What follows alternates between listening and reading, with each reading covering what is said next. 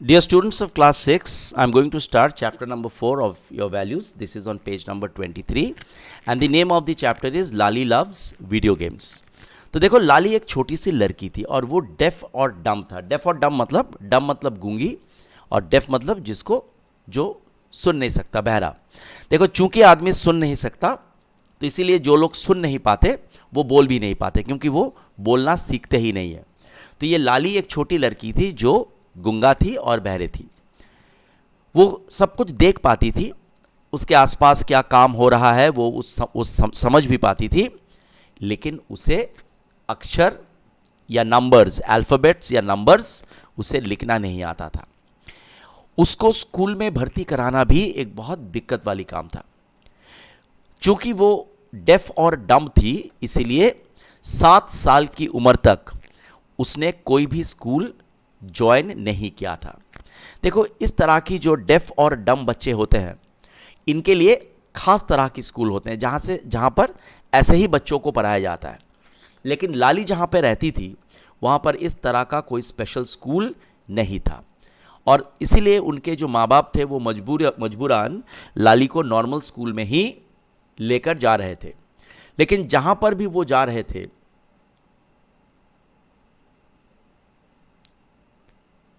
हर school ये कह रहा था कि देखिए सर, आपकी बच्ची थोड़ा अलग है. अर्थात वो सुन नहीं पाती है आम बच्चों की तरह, दूसरे बच्चों की तरह वो सुन नहीं पाती है, वो बात नहीं कर पाती है, तो हमारे स्कूल में वो टिक नहीं पाएगी, हम उसको पढ़ा नहीं पाएंगे. तो इसीलिए कोई भी स्कूल, कोई भी नॉर्मल स्कूल लाली को अपनी स्कूल में लेने के लिए तैयार नहीं था. दे सेड सॉरी, आपकी बच्चा दूसरे बच्चों के साथ एडजस्ट नहीं कर पाएगा और उसे यहाँ पर बहुत सारे मुसीबत होगा, प्रॉब्लम होगा. तो बेचारी लाली वो दूसरे बच्चों के साथ स्कूल जाना चाहती थी, लेकिन कोई स्कूल उसको लेने के लिए तैयार नहीं था. तो अक्सर लाली रोती रहती थी, लाली उदास रहती थी. तो एक दिन लाली मेरे पास एक स्टूल के ऊपर मेरे बगल में लाली बैठी हुई थी और मैं कंप्यूटर में मेरा फेवरेट बैटल गेम खेल रहा था. तो धीरे धीरे मुझे देखते देखते लाली भी इस गेम में इंटरेस्ट लेने लगा. थोड़ा देर में वो इस गेम को लेकर बड़ा एक्साइटेड हो गया और जैसे जैसे गेम थोड़ा फास्ट हो गया और मैं गेम का एक लेवल को पूरा किया, लाली ताली देने लगा. वो बड़ी खुश हो गई और वो ताली देने लगी.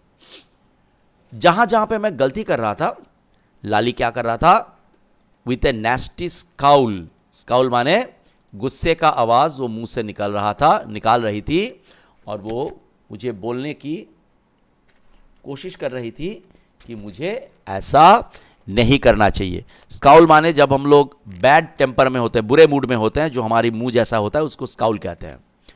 कुछ देर बाद मैंने लाली को खेलने दिया और मैं बड़ा चौंक गया जब मैंने देखा कि लाली ये गेम मुझसे भी बेहतर खेल रही है.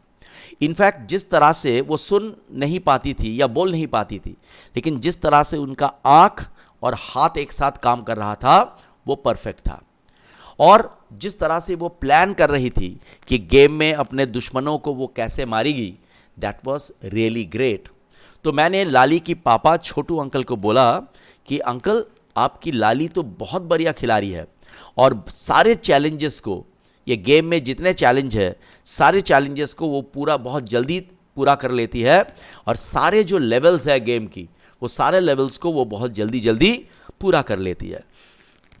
तो लाली की पापा खुश दिखे, लेकिन उनको ऐसा नहीं लगा कि लाली ने बहुत बड़ा कुछ काम किया, क्योंकि उसने कहा कि देखो, ये कंप्यूटर गेम खेलना तो ठीक है, लेकिन ये कंप्यूटर गेम खेलना लाली को ज़िंदगी में कोई मदद करने वाला नहीं है.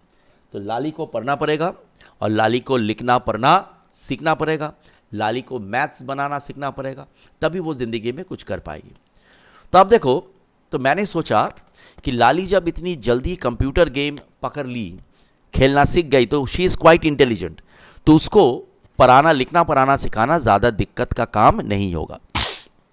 जो लड़की इतनी आसानी से ये कंप्यूटर गेम सीख सकती है और इतनी बेहतर खेल सकती है, वो ज़रूर काफ़ी जल्दी वो लिखना पढ़ना भी सीख सकती है.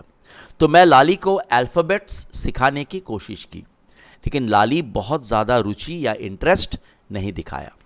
फिर मैं उसे कंप्यूटर स्क्रीन में ABCD लेटर्स दिखाने लगा।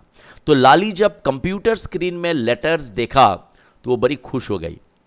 फिर मैंने उसे एक लेटर दिखाया और इशारों से या तस्वीरों से मैं लाली को समझाया कि वो लेटर क्या है। ऐसे करके बहुत जल्दी जल्दी लाली 20 तक का नंबर लाली सीख गई। वो बोल नहीं पाती थी, लेकिन वो ये सारे नंबर्स लिख लेती थी। और फिर घर में देखो, ये सबके लिए एक गेम हो गया। हम लोग सब क्या करते थे, हम लाली को कुछ लिख कर देते थे और इशारों से पूछते थे कि लाली ये क्या है, और लाली गिनकर वो बताती थी कि ये 10 है या 5 है या 7 है, ठीक है, व्हाटएवर नंबर। तो मैं घर में हीरो हो गया, क्योंकि सबने कहा कि देखो, मैं हीरो क्यों बन गया, क्योंकि मैंने लाली को लिखना पढ़ना सिखाया था। लेकिन मैं सबके नज़र में हीरो तो ज़रूर बन गया, लेकिन मुझे पता था कि लाली जो भी किया वो लाली कर पाई, क्योंकि वो खुद बहुत चालाक है, वो खुद बहुत क्लेवर है। तो कंप्यूटर में लाली, ये कंप्यूटर की वजह से ही लाली को पढ़ाई लिखाई में इंटरेस्ट आया। देखो, कंप्यूटर पढ़ने लिखने के लिए बहुत ज़्यादा कंप्यूटर मदद करता है। कंप्यूटर स्क्रीन में कलर्स होते हैं, मूविंग कैरेक्टर्स होते हैं, बड़े मज़ेदार गेम्स होते हैं, ठीक है। कितना मज़ा आता है कंप्यूटर में गेम्स खेलने, कितने ज़्यादा उन गेम्स में चैलेंजेस होते हैं, और जब हम वो चैलेंजेस को गेम्स में पार करते हैं तो हमें बड़ी खुशी मिलती है। तो ये सारा चीज़ जो है, ये लाली को अपनी पढ़ाई लिखाई शुरू करने में मदद किया। बाद में जब थोड़ी बहुत पढ़ना लिखना लाली सीख गई, तो लाली को हम लोग दोबारा स्कूल ले गया, और वहाँ पे जब प्रिंसिपल्स और दूसरे टीचर्स लाली का टेस्ट लिया, वो लोग बहुत खुश हो गई कि लाली काफ़ी कुछ सीख चुकी थी। अभी लाली क्लास 4 में पढ़ती है और वो कक्षा की सबसे इंटेलिजेंट बच्चों में से एक है।